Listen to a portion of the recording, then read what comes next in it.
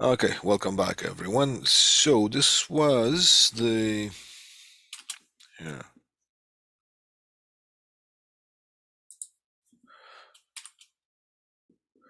Here. There we go. All right, so this was the last slide that we had that we looked at during the sort of last slide that we looked at during the last in-person session. Now, we talked about the differences between a reflection and a refraction, all right? Now, when it comes to reflection and refraction, if the mode of light, and the mode of light, if I can just give you any kind of visual on what a mode is, it's not like those light strings, and like, for example, here's the light source, and let's say 1, 2, 3, 4, 5. Does it produce only 5 beams of light? No, it just produces one. Well, you could, with your eyes, you would see like a glow, but it covers all the angles that the light hits the surface right here. Or enters the medium, and just for the simplicity measures, some of the angles are drawn just to kind of get a better visual on things, but it's like infinite number of modes. So here's one mode. You can substitute the mode with an angle that the light hits things with. All right. So for the most part, all right. So what happens that what we want to accomplish is we want to accomplish a signal transfer from the transmitter through the medium, and so the receiver can receive the signal. Okay. Now here is the index. Here are the indexes of refraction, or refractive indexes. The core, which is this part right here, that's the white tube. All right. The core has higher refractive index, which means it slows down the light more than the cladding does. The cladding right here. It's just if you look at it from different angle, that's what it looks like. If you look straight into it, the cladding has a lower refractive index, which means it slows down the light less than the core does. So, just so you remember, in the core, the light travels slower than it would travel in the cladding. There's always that misconception that, yeah, because we want the light to travel in the core, so we make it so the light travels in the core faster than the cladding, so it's got a better, less resistance to that. No. The core slows down the light more, so the light travels slower in the core than it travels in the cladding. So in order to achieve some sort of like a mirror effect, just imagine that you were driving a car on a pavement. This is a paved road. It could be asphalt, for example. And so you need some sort of friction to your wheels, so you could direct your car going the way you want it to go. Right? And here are those borders, those interfaces, those bounds. And let's say those bounds are made out of ice. So if for some reason you would hit the border, hit the line, hit the interface with your car, it would be a more slippery surface, so it would just kind of bounce off the ice and just keep going on the road, right? Or if it was the other way, if this was an icy road and this would be like a concrete surface, so we would be producing more resistance. Then so it would be higher refractive index. So if you were sliding with your car and you would hit the bounce here, then it would slow you down. It would pull you towards that. Okay, so that's the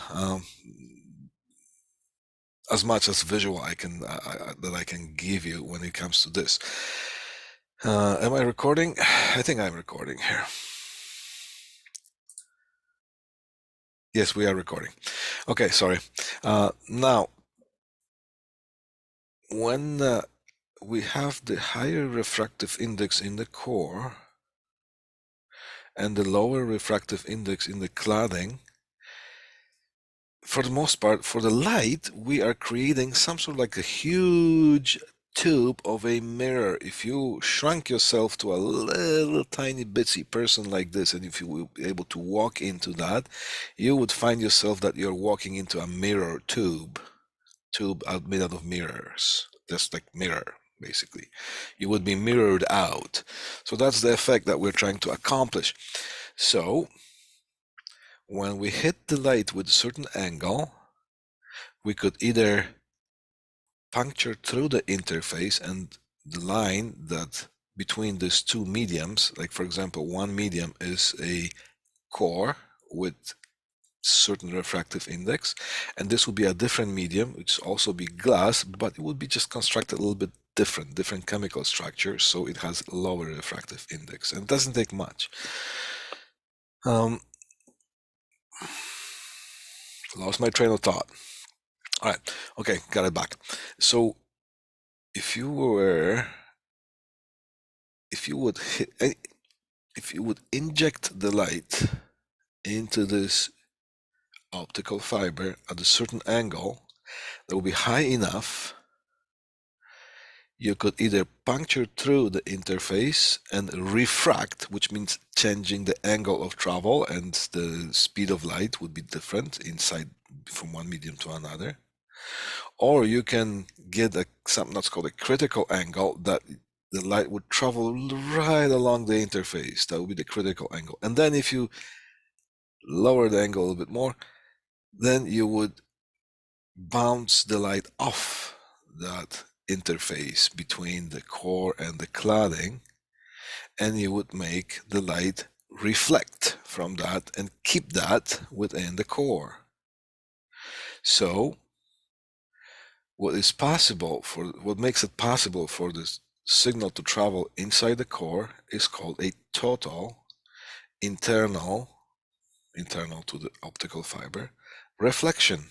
So total internal reflection is what makes possible for the signal to travel in the optical fiber.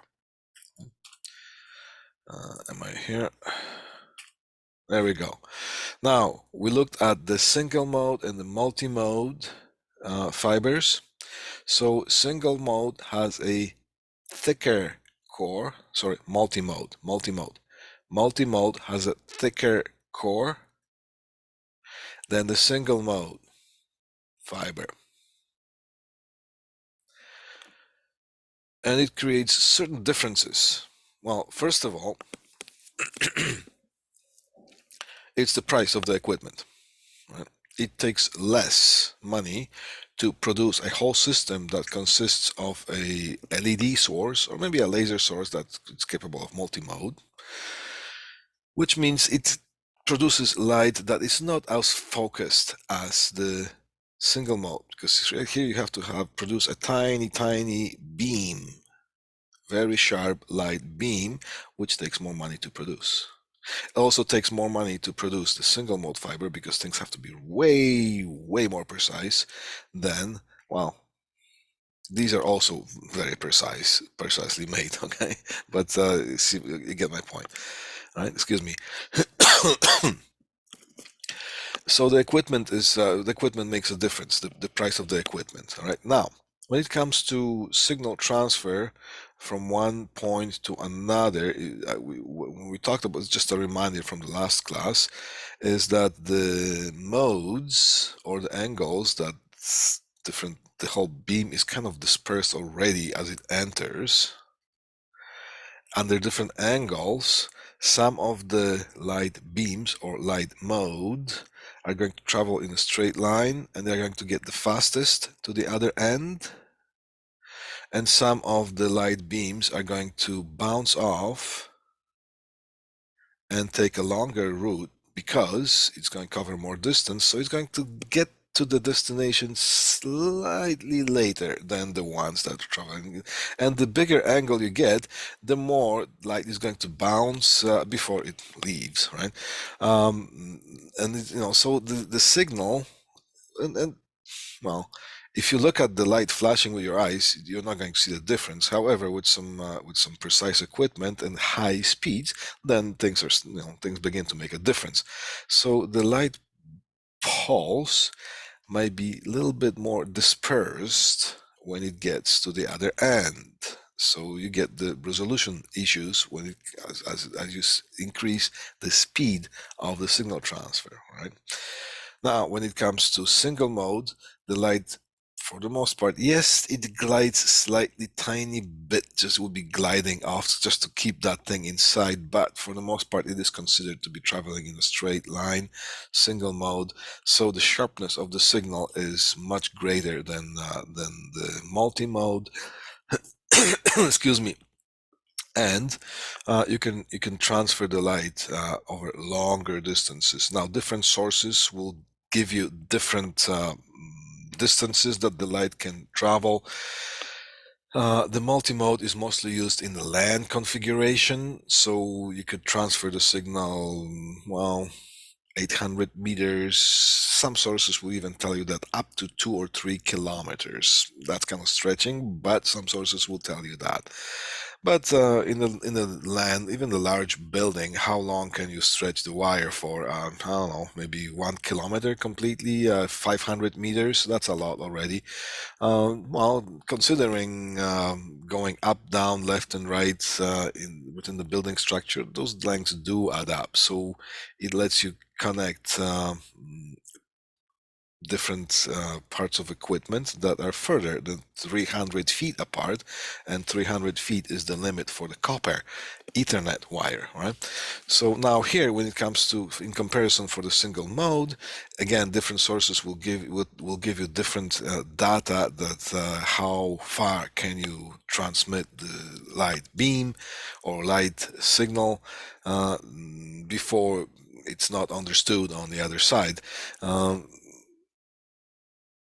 Some will tell you 20 kilometers, some will tell you 30 kilometers, 40 kilometers, some will even tell you up to 100 kilometers that you can transfer the light without, I'm talking without the need of re-amplification, okay?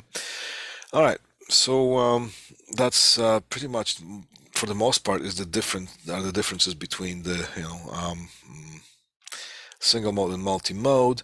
Now, overall, multi-mode core would be 50 microns or micrometers. That little symbol that looks like U, but it has that longer leg, the front leg, is the Greek letter mu, all right? Just like Mewell, all right? So that means that whatever it is, the unit after that is has to be multiplied by 10 to the negative 6. So that means if it's 50 microns or 50 micrometers, it will be 50 million, 50 times 1 millionth of a meter. Right? So that's the thickness of the core for the multi-mode. Some of the older installations would utilize 62.5 microns, and you can still buy the equipment for that because fiber doesn't corrode. So some of the installations, some of the runs that were made in 1970s, they're still active because well, fiber lasts a long time. But if you get new new installations, for the most part right now, you would just get 50 microns. And now the cladding, okay, the cladding thickness is 125 microns. Now, moving on to the single mode, again, the cladding still is 125 microns. So if you hold two pieces of fiber in your hand, you won't be able to tell unless you take it under a microscope and look at the sizes of the core. Or, excuse me, or if you look at the type of jacketing that the wire employs, but we'll talk about that later. Right, so typically 5 to 9 microns, right? Well, normally it would be about 9 microns for the core, so it's almost, you see there's a 10 to 1 difference here. It can go as low as 5, but 9 is a typical usual kind of a number, 9 microns for the core. So see that there's 1 to 10 difference between those. All right.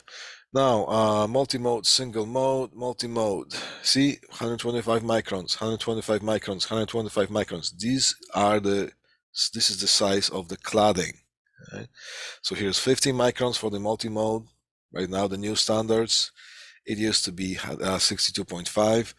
Now, OM1, OM2, OM3, OM4. So this would be optical multi-mode.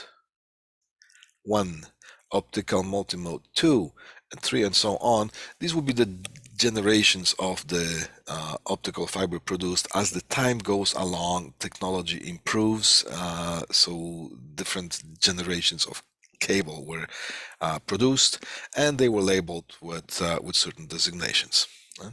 And this would be the single mode fiber right here. Can go as long as 5 microns. All right. Now, typical, I apologize for the blurriness here, but typical kind of a cross section of optical fiber. Here will be the core surrounded by cladding, so we know that already. On top of that, so this is where the whole thing happens, core and the cladding. There you go. But we can just have that thing bare because it was susceptible to physical damage, right? So everything else, excuse me, everything else that surrounds that is for protection, and you need different type of protection for this optical fiber depending on the situation that you're using. Some of the cables are being exposed outside. Some of the cables are being run within the building inside, so there will be a different type of surrounding of that, different cushioning, different protection, right? And some of the cables are submerged under the ocean floor, so there will be a different type of protection that this whole thing needs, right? So here's the core cladding. On top of the cladding is buffer, which is basically like a coating, yeah? And it's about 250 microns, right? So core, let's say this will be a single mode. This one will have 8 microns. Cladding, almost always, except for some military uses, but we're not going to touch that. Cladding would be 125 microns, and then the buffer typically would be 250 microns, so there will be the standard sizes, and then there will be jacketing 400 microns. So that would be the typical scenario that you would get. All right. Multimode cladding wavelengths. We're going to talk about that. Okay, core cladding size 50 by 25, 125. So you will see that when you see that designation here is the 50, 125. So you can tell that this is a multimode fiber with the size core 50, and of course the cladding would be 125 microns or 62.5 slash 125. Right now the single mode will be 9. By 125. See, the cladding is the same all the way along the line here, except for some military uses. Now, wavelengths that are mostly used to transmit those would be 850 nanometers for the multimode and 1300. We're going to talk about today why those specific wavelengths, and mostly it uses the multimode will use the LED sources as the light source. Now, for the single mode, will be 1310 nanometers, 1550 nanometers, typical wavelengths transmitted through those. And for the most part, well, you're gonna have to, not for the most part, you're gonna have to use the laser sources to produce the single mode bandwidth up to 4 gigahertz. And here is the single mode bandwidth. Look at this, up to 1,000,000 gigahertz, and that's, in my opinion, it's unless there's something I don't know, there will be arbitrary number. You have to put some sort of number. Just keep in mind the equipment has not been invented yet to choke the single mode fiber yet. All right. All right, so distance, okay, typically under 2 kilometers, typically, all right, typically over 2 kilometers, and as I said, different sources will give you different data, depending on the equipment they use, depending on the testing that they have made, and depending on the time that the data was released, right? So typically over there, so yeah, well, you could go as far as 100 kilometers according to some sources, and some of the installations would be close to that length. So single mode can carry long distance, multi-mode not so long within the LAN environment, but 2 kilometers is a long distance here anyways, comparing to 300 feet. Benefits, less immune to contamination, right, from multi-mode, less expensive than the single contamination as far as production, and the dust specks are so small that they can actually blind the core. So the cleanliness, the hygiene, the physical hygiene when it comes to installation is crucial. You can't have a little tiny bit of dust that you can't even see that lands on the core, and it can blind the whole transmission. So a little bit less, well, it's less immune to contamination.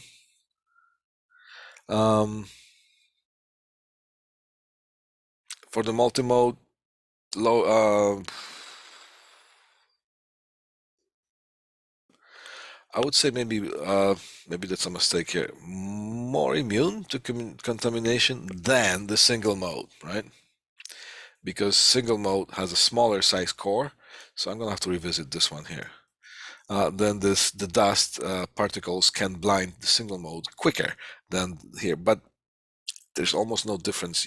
We really have to have a nice, clean, almost sterile environment when installing these connectors or making connections with the optical fibers.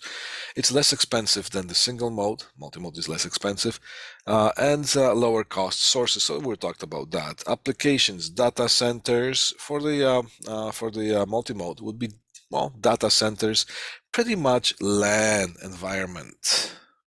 This would fall under the category of sort of quote unquote LAN, local area network environment. Now, for single mode, long haul networks, outside broadcast, ENG, so electronic news gathering, blah, blah, blah, blah. So basically over long distance transmission. So between the cities, you would have, or within the city, you would have the single mode, but between the communications closets in the LAN environment, you would run multi-mode fiber. Okay. And here's some helpful links. After this thing is being posted, please go and take a look at that. Some of those links. Now, we're going to take a look at practical applications of that. So, fiber optics, practical applications. Does this remind you of something that looks like a patch panel? So it is sort of, it's a tray. So it is the equivalent of a patch panel, but the optical fiber version. Right? And you can see this would be 1U space, would be single rack unit space, and of course here's a 19 inches standard width of the panel. Right, so the fiber, copper, equipment, they all can fit in the racks, equipment racks. Now let's see what we're going to talk about today. Loose tube, tight buffered, and ribbon cables. That's what we're going to cover today. All right, let's go. Loose tube fiber. All right, loose tube, something that's called a PBT material filled with thixotropic jelly. PBT, it's, well, I can't even pronounce some of those words. Well, let me try. Polybutylene terephthalate. Okay. All right. So different. So this would here one. This would be tubes. Why some of those special chemicals are being used to produce that is to accommodate the changes in temperature, mostly for the temperature changes, because that cable, this loose tube cable, it will be the black thick cable that you can see, and I'm going to show you some pictures in the next couple of slides. They're being suspended outside, and they're exposed to extreme high temperatures and extreme low temperatures. So some of those tubes have to be made out of material that is not going to shrink to the point that it's going to start crushing those optical fibers, and it's not going to expand to the point that, so those difficult to pronounce chemicals, this is not a chemistry class, but just so I'm just telling you this here, just so you could get the picture of why this thing is made from those hard to pronounce chemicals to accomplish the effect of protection, of protecting the optical fibers that are inside those tubes, right? Loose tube. So these will be the tubes, and the fibers, the optical fiber strands, are inserted in those tubes loosely, in a loose manner. Right? So they are not fixed, they are not squeezed, they are not squished, they are not mounted tightly, they're inserted loosely. So the purpose of the loose insertion there is that so it has a little bit of a play, because yes, no matter what you do, we're living in a physical world, can't get anything perfect, but close. Well, look at me, just kidding. uh, so uh, those optical fibers can have a safe environment to be there, and mounting them loosely there inside there gives a little bit of a give one way or the other. So when it's extremely cold temperature, we're gonna have slight shrinkage. So those can be there without being damaged, right? Now it has some straightening member all along, and a bunch of protection. This would be the what's six, it says coil wrapping tape. This part right here, that's pretty interesting stuff. Water swellable tape, polyester type. I've seen some commercials some time ago on some of the late TV shows that some people would watch, that would buy things that being sold late night, and there would be those tablet looking things, just like the well, lifesaver size type tablets, and you throw them in water and it expands into a fully kind of full size kind of a wipe or handkerchief or something like that, and also that's for the, yeah, if you go camping, get one of those, right?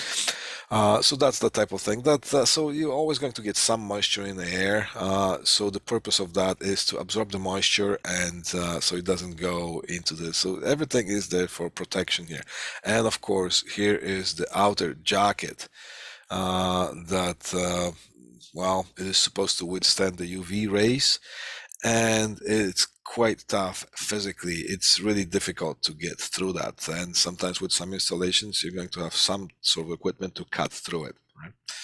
All right, so here's a loose tube. Now here is some data on what that thing is made out of. So if you say that PBT thing here, so I just decided to throw that thing in here just so you could see some sort of data, what the characteristics of that is. We're not going to kind of get ourselves into details of that, but just so you know that if you want to go deeper in it, you can go as deep as you want, and if you're interested, go ahead. All right. Here's the explanation of what does the thixotropic material mean. All right.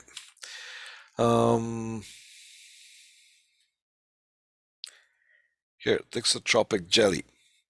All right, so these tubes are also filled with the thixotropic jelly.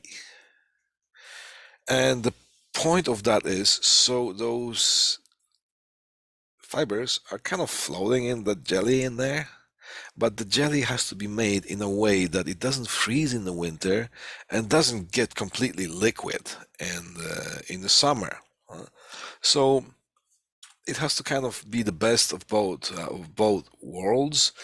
So here are the characteristics of the thixotropic jelly. All right, not going to go into the details, but the jelly has to protect the fiber and it can't hurt the fiber due to the temperature, high temperature, extreme temperature changes. All right. Now, loose tube cable, that's what it looks like. See here, those tubes, and the fibers are inserted there loosely.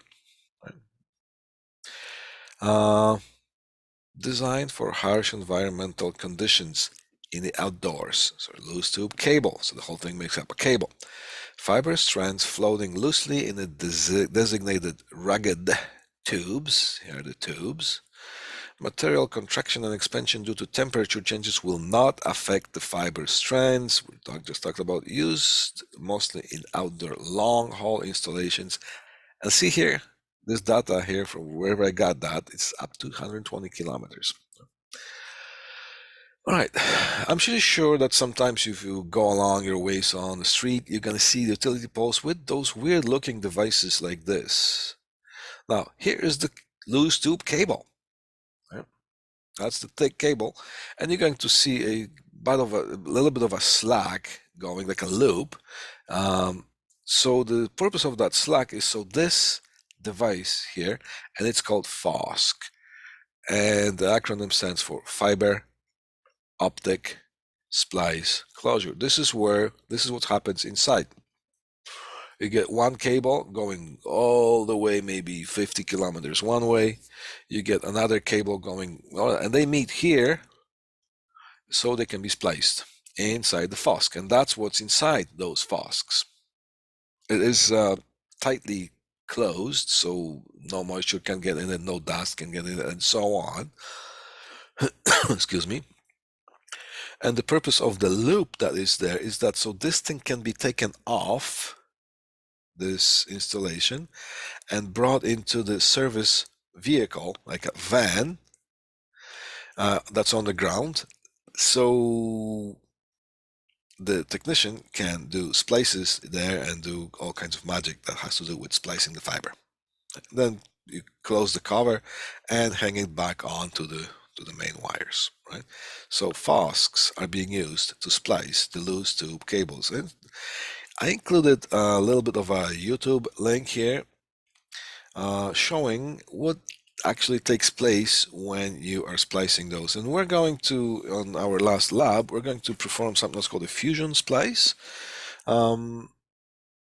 which is basically something close to what happens when making connections with those FOSCs, all right? So that's what we're going to do during the lab. And we do have one decommissioned FOSC. You probably see it all the time, but you didn't notice that. But you can actually come to it and open those trays and see what's actually inside those FOSCs. Right? Okay, let's keep going. From the loose tube, we are going to move on to something that's called a tight buffered cable. Right. Now, here we have the outer jacket, and notice, for example, this particular cable, the tight buffered cable, has an orange jacket. Some of them come with the yellow jacket, and some of them come with the aqua jacket. Aqua is type of a blue, like a light blue kind of a color, something between the blue and cyan. All right, and look at this thing here. It's called tight buffered. Instead of loose tube, those fibers are tightly packed in something that's called an armid yarn, or sometimes it's called Kevlar. Tiny fibers. If you strip the cable and so you take those tiny fibers, they're a nice kind of silky, soft material. If tightly packed, it was also used in the bulletproof vests. Tightly packed would actually stop the bullet going through. So it's a tough material, and if you want to cut through it, you're going to feel that it cuts. It looks like nice and nice and soft. Try to cut through it, and you're going to see, oh wow, it gives you actually some sort of resistance when you try to cut through it. Not that much, but way more than just like a wall or yarn. Right? And the whole fibers, they are tightly packed. Now this cable couldn't be used outside because if there's always going to be some moisture kept, no matter what you do. There's going to be some moisture that's going to get there, and if it was outside, things could freeze, things could get squished, things could get hard, and if you bend and move the cable around, it could actually cause some breaking off some of the fibers. So this thing is meant for the inside installations. Plus, the armid yarn gives enough, well, for the most part, it gives, but don't count on it, okay? So I will always say that. It gives enough physical protection while still maintaining the flexibility of this whole cable. So it's flexible enough because inside the building, you're going to have to route that cable through different corners and make some called macro bands instead of micro bands. We'll talk about what these are later on.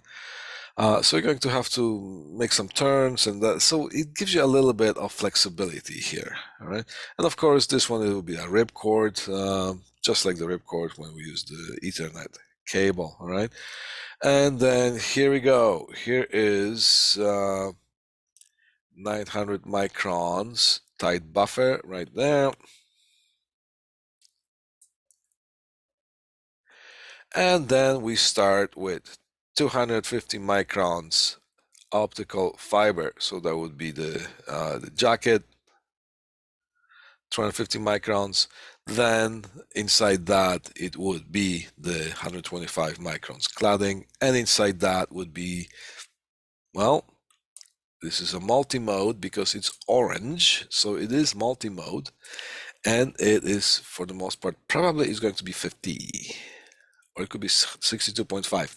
Then you're going to have to look. But you know that if it's orange jacket, that means it is multi-mode fiber. Yellow jacket, it would mean that it's a single mode. And that's all I'm going to give you right now. Now, tight buffered cable, designed for indoor applications. Fiber strands packed tightly within the armid yarn, wrapped with the outer jacket, more flexible than loose tube. That loose tube cable, once it's outside, it is hard to bend. But this one here is flexible. You can bend that. Not too much, because if you bend the fiber optics too much, you're going to make the light lose.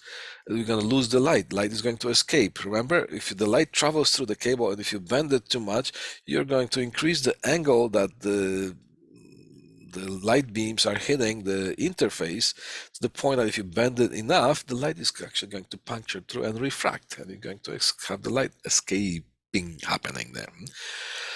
All right, so it's more flexible and used mostly, mostly in the indoor, in LAN environments. All right, tight buffer cable, LAN environment. So that's what things would look like. There will be a cable. See, this is a single mode fiber. This would be the Ethernet cables, and this would be the optical fiber cables. Yellow jacket, that means these are single mode. So this here looks to me as some sort of a media converter, right? So on one side you get the signal, Ethernet signal. On the other side you have the optical fiber. And look, each transmission link consists of a transmit line and receive line. So each one would have a pair. And so yeah, that looks like a media converter. Converts Ethernet signal to fiber optics, to optical fiber, to optical signals. All right, now here is a ribbon cable. Ribbon cable is just like the loose tube, except there's slight modification that has been done. Let's see what I wrote here. Ribbon fiber optic cable is arranged into a strip. Look, they are not just fibers thrown into that tube, they are arranged in a specific way, in some sort of ribbons, right? It's a convenient solution for space and weight issues or challenges. You can, if you arrange those in a ribbon, you can put more through that tube because you're kind of having that thing arranged in a nice way. Now, if you have them in a straight way, not twisted, it doesn't matter. It's glass, it's fiber optics. There is no crosstalk. It just doesn't exist, right? So the cable ribbons are actually coated optical fibers placed side by side, encapsulated in mylar tape. If you want to find out what mylar tape is, similar to miniature version of the wire ribbons used in computer wiring. Okay, a single ribbon might contain 4, 8, or 12 optical fibers. Yeah, and the ribbons can be stuck up to 22 high, right here. So you can fit a lot of fiber optic strands. And consider the bandwidth of that. This cable, this can transfer a lot. This whole thing can service maybe a couple neighborhoods with all their signals, telephone, TV, whatnot. All right, color code. See, those ribbons are arranged in a specific way. So we go back to the idea of the color coding. All right, so those ribbons, those fiber strands in the ribbon are labeled with colors. So you can tell which one is, you can see, all right, the tubes are color coded and the ribbons are color coded. So hey, let's get organized, right? Right. All right, color code.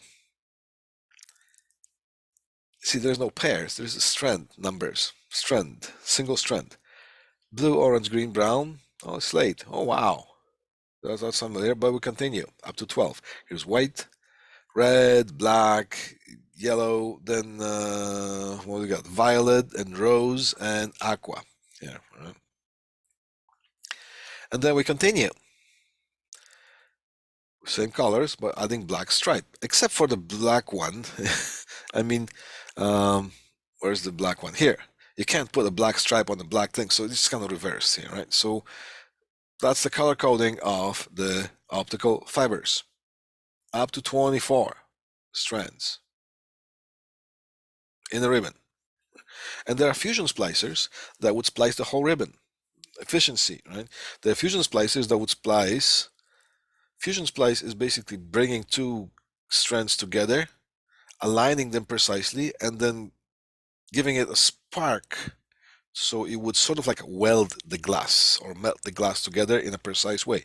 Now there's some fusion splicers that would splice the whole ribbon, would cut, cleave, clean, and bring it, align it, and then the whole thing is spliced, the whole ribbon is spliced. So efficiency, right?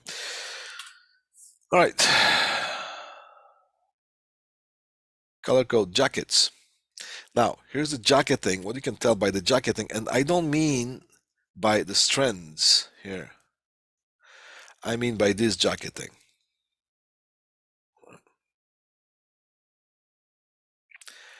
Multimode. See, as technology developed, there's be optical multimode 1 developed some time ago, then a little bit less ago, it will be optical. So as time progressed, the cables were improved and they were designated with some numbers, right? So OM1, OM stands for optical multimode, optical multimode, optical multimode. Oh, look, optical single mode. Now, look at that. Orange jacket gives you the multimode.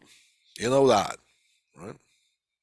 But then goes the aqua color, and you're talking about the non-military commercial use.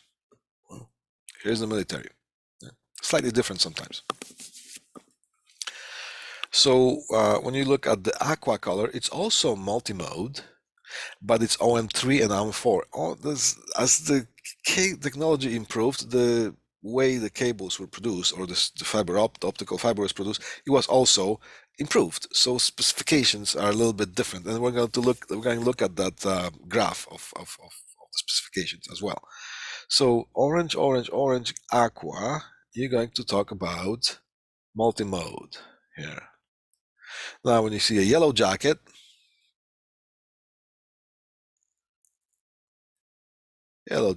instead of orange jacket or aqua jacket, patch cords, for example, or a cable that goes from one to another.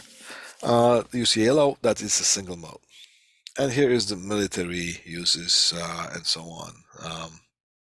But we're not going to talk about military, we're going to talk about the commercial right now. All right, keep going. Remember that table? This is for the Ethernet. The category, whatever, cable, specifications as of 2019, because that's when I made that table. Cat5, look at this thing, bandwidth 100 megahertz, up to 300 feet. Everything goes no further than 300 feet. That's when it comes to copper. And there's twist, and there's bandwidth, and transfer speed, 1 gig. Was it Cat6, 8, 10 gigabyte, gigabits. When it comes to speed, we're talking about gigabits. When it comes to storage, you're going to have 1 terabyte hard drive, and there's no per second, but this is 10 gigabits per second. So Cat6a, that's a lot, right? Now, let's take a look at similar table when it comes to optical fiber. You see, here you have the OMs and OS. Look at this. OM1, can we find OM1? There we go. Here is 62.5 core, and of course that represents the cladding. OM1 can give you 100 gigabits per second, and look, we're talking about 300 feet with copper. This is 2,000 meters, not even feet. That's 2,000. That's 2 kilometers. And it can give you 100 megabits per second. What can give us 100 megabits per second? Oh, Cat5, only up to 300 feet. But that thing can go up to 202 kilometers. Now, OM2 can give you 100 megabits per second.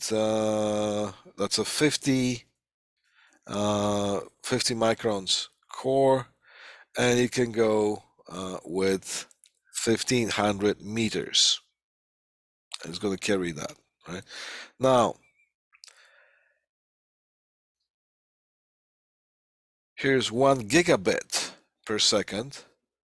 So OM1 is going to give it only up to 300, almost 300. But then again, that's not feet, that's meters. So it's 3 times as long. Here is OM2, can give you that up to 500 meters. OM3, it can give you 1 gigabit per second. So this is how you read this kind of a table here. 100 gigabits per second, OM3. 100 meters. See here? If you go longer than that, then OM3 is going to give you 10 gigabits per second, 300 meters, not feet. Remember that. And look at this. Here's that blue section. This one says OS1, so that's optical single mode 1, optical single mode 2. Basically what this one is saying is way longer. And it can give you a lot more and transmit that thing a lot further. All right. This is basically what we talked about. So single mode glass fiber relatively narrow. Now, if you have to go to another class, please go ahead. I'm just going to continue and record that, and if you need to catch the end of it, if it goes a couple minutes longer, then you can catch it on YouTube, all right? So single mode cable is a single strand of glass fiber with a relatively narrow diameter, 8.3. See, different sources are going to give you different sizes. It can go as low as 5 microns, according to, yeah, okay, there we go. Typical 9 microns here, okay.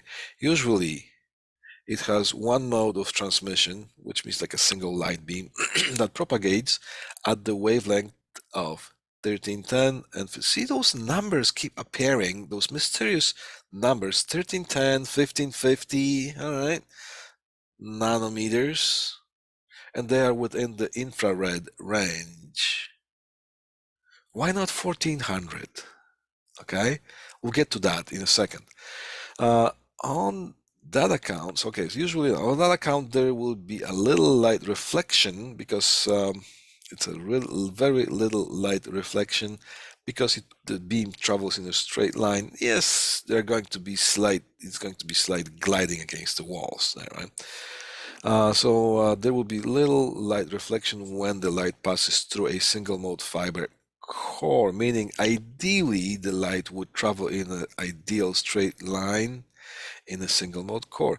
In reality, the light travels in a subtle wave grazing against the interface with cladding. Okay, consequently, it will reduce the fiber attenuation. Yes, fibers do attenuate, although they are pure glass. However, well, the further you transmit the signal, the weaker eventually it's going to become, right? So that's what I mean here.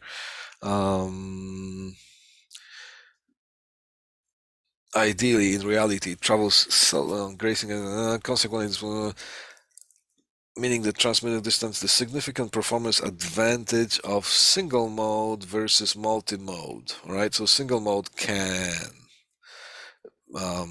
have the signal traveling further, and remember, it's going to keep the pulse sharper because there's just one mode, right? So it doesn't disperse at the other end as much as the multi-mode would. Single mode fiber is usually used for long distance signal transmissions. Now here are the connectors, SC and LC. Right? SC stands for standard subscriber or subscriber connector, and it's a standard duplex fiber optic connector. These are big connectors with a square model plastic body, there you go here, and push-pull locking features. SC connectors are typically used in data communications, cable TV, telephony environments, and so on. SC is a snap-in connector, also with 2.5 millimeters ferrule. What's a ferrule? This is a ferrule here. This is a ferrule. This white little thing, it's a ferrule. Ferrule is kind of like a tube-like element that serves as enclosure for the optical fiber to be captured by that. The light is being transferred into the ferrule and it's transmitted into the ferrule. So the ferrule goes right from the front to the back, and that's the element that actually is active in grabbing the optical strength and encapsulating it and directing the light right into that little tiny dot that's right in the middle that is going to serve as the core. Okay? Now, when it comes to connecting that, there's a precise enclosure that you're going to, just like the patch panel that we saw in the with the first slide. All right. So SC is a snap-in connector. Snap-in connector. Snap-in. All right. The 2.5 millimeter ferrule, 2.5 millimeter diameter, right? So here is the SC connector, there's the LC connector. Ferrule that is widely used for its excellent performance. There we go. Well, Excellent performance. It was the connector standardized by TI 568A, but was not widely used at first because it was twice expensive as the ST. And the ST is, do I have that's the ST, that was the old connector. Those are not being used, but you can still see maybe some of the old installations. All right.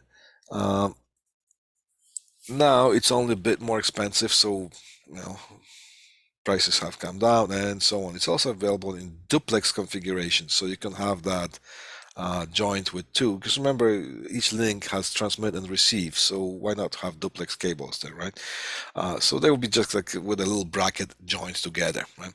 Now LC here, LC is a small form connector that uses 1.25 millimeter ferrule. So it is thinner ferrule than that. See, this one here is 2.5 SC, is a 2.5 millimeter ferrule. And this one here, 1.25 millimeters, so it's thinner, and the whole housing is smaller and narrower. So basically that's what the difference between these two is, that this is tinier, serves the same purpose, but someone accomplished smaller package of that, which means when you have a huge environment of huge patch panels, and some of those fiber optics, they can serve the whole city or whole neighborhood or whatever. Space matters, right? So you can fit more of these per space than those. And that would be the SC standard connector, or straight tip connector, fiber optic cable connector that uses a bayonet plug. So just like the BNC connector, this is the old type. Okay. Typical wavelengths. Okay, let's get to this typical wavelengths. That's where we're going to get to those mysterious numbers. Yeah. There's something that we need to explain here. While it's typical wavelength, while it is common to use frequency in hertz to specify the transmission bands in radio communications, optical, it just so happens that optical fiber communication is set to use the wavelengths in nanometers. So you can use the frequencies as well, but when we talk about radio waves, we're going to specify them in hertz or frequencies, and we're talking about optical fibers. We're just going to talk about wavelengths. Potatoes, all right? It's just so we know that it just set that way. Things have set that way. All right, look at this here. Typical wavelengths. Here we go. Here's the 850 nanometers. Here's the 1300 nanometers. Here's the 1500 nanometers. All right. Okay, let's see what I wrote here. Optical communication relies on transmitting the light in the form of light, transmitting the signal in the form of light through a translucent medium such as glass or plastic. Yes, there are some of the optical fibers would be made out of plastic now as well. Ideally, the scenario would seem as following. All right, shine the light through the glass rod and receive it on the other end. Simple, right? In reality, the efficiency of the transmission is related to the wavelength of the light. Here you go. Here's the second sentence here. In reality, the efficiency of the transmission depends on the wavelength of the light. Well, what do we consider here? We consider attenuation, which we understand now. The further the signal travels, the weaker it gets. Now, there are a couple more. Scattering and absorption. All right, let's see what we have here. Attenuation, we understand already. Scattering. All right, certain wavelengths interact with silica molecules. Silica is the glass glass is made of silica. Certain wavelengths interact with silica molecules because glass has molecules in there. And for some reason, some of the molecules will interact with the light differently than with some other wavelengths. Depends on the wavelength of the light. When they are compatible for a reaction to reacting with each other, the light may scatter. It would just bounce off those molecules and scatter a little bit. Now, when it comes to just turning it off, on and off, switch on and off, even very fast with your finger, it will not make a difference. But we're talking about extremely high speeds, then yes, things do make difference here, right? So scattering is basically the light bouncing off the molecules, and it affects certain frequencies or certain wavelengths. Right? So that's basically what it is here. Now, absorption. Here's another thing here. Why do we have those frequencies? All right, let's see what I wrote here. Absorption loss happens when the light gets locked in by the water molecules. What water molecules? Well, I'll tell you what water molecules. We live in the realistic world. Well, realistic. We live in the real world. And the reality is that no matter how hard you try, how expensive technology you have, you are still going to entrap some moisture in the glass that you're going to make the optical fiber with. So that is always, up to some point, is going to be existing there. The water molecules are going to be trapped in there. They will be there. Now, what happens with some of the frequencies, it just so happens that some of the frequencies or wavelengths are reacting with the water molecules, and they are just being absorbed by those water molecules that are trapped inside those optical fiber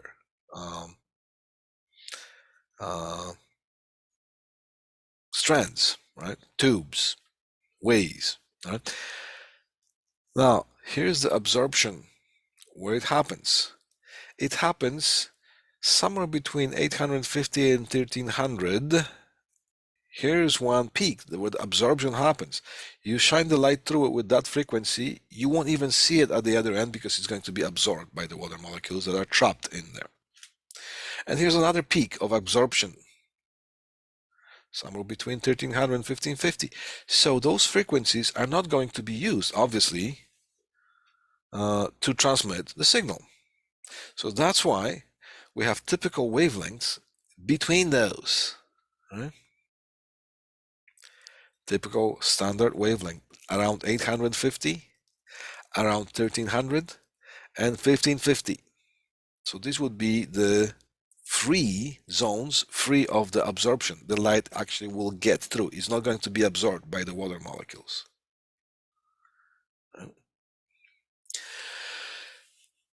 And so here's the x-axis and here's y-axis. And here the dotted line describes the scattering according to the wavelength. Attenuation goes up. Attenuation is basically signal deterioration, the weakening of the signal. So over here, the signal doesn't get weak as much. And over here, the signal gets deteriorated. It's getting weaker. So that's basically how, it's not how strong the signal is. It's how strongly it's weakened. All right. All right. So see here the scattering graph. You travel towards the higher frequencies here and the scattering happens less. So this would probably be the best zone here happening. Right? But then you will have to have expensive source to produce that high frequency of the wavelength of the light. Right? So here, now we know why those three typical wavelengths are being used for transmitting the light. Now, after all that I said,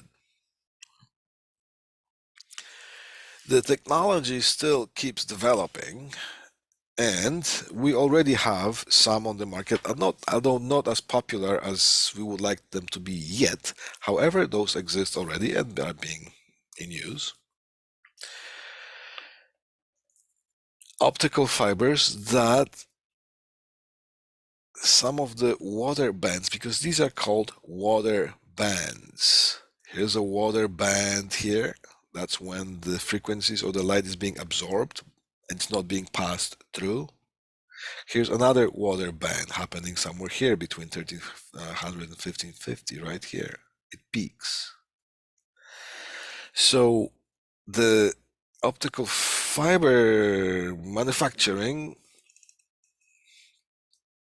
people, right, have developed already something that's called reduced water peak fiber, which those are way reduced. So the absorption is not happening as much as, so you can actually start. The whole point is the more bandwidth you have to play with, the more channels you can put on the fiber optic. If you could eliminate those, look how much more information you can transmit to just one single strand of light just by transmitting the light on different colors. Right? These are different colors. These are the colors that we don't see because we don't see infrared light, but nevertheless, they're colors. So if you can transmit the signals on different channels, which are different colors, there's just that much more information you can push through that cable, right? So that's why they're reaching, to eliminate those water bands, right? So they already have developed something that's called reduced water peak, reduced absorption, optical fiber, or some of them even have zero water peak fiber, and these are considered as a full spectrum transmission optical fiber. Okay. So that's when it comes to the attenuation, scattering, and absorption. All right. So here, optical fiber, primary transmission wavelengths. There you go. 850, 1310, 1550, and here is the same graph that we saw that. Industry implemented typical wavelengths still, right? Because when you just get a regular optical fiber, yes, they do have those water peaks, so you're gonna have to, so they're talking about the generally available equipment for transmitting and receiving. So there you go. Plastic optical fiber, 650 nanometers, 850 nanometers, typical wavelengths that are being transmitted through the plastic optical fiber. Multi-mode graded index, hold on with that for a second. And here's single mode. All right, typical wavelengths, 1310 nanometers, and we're from 1490 to 1625, but 1550 nanometers is the typical. And then comes the question of graded index. Do we have time to cover that? No. So I'm just going to touch on that next time we see each other. We're going to, or maybe you can start, you can just research that on your own. It's a multi-mode with a graded index. It has something to do with the dispersing of the multi-mode signal. But we'll talk about that next time we see each other. All right, cool. Oh wow, we have gone 9 minutes over, but I hope it's going to be useful for you. Thank you guys and gals, and I'll see you when I see you. And hey, as we always say, what do we always say? It's almost Friday, because every day is almost Friday. All right, thank you. All right, goodbye.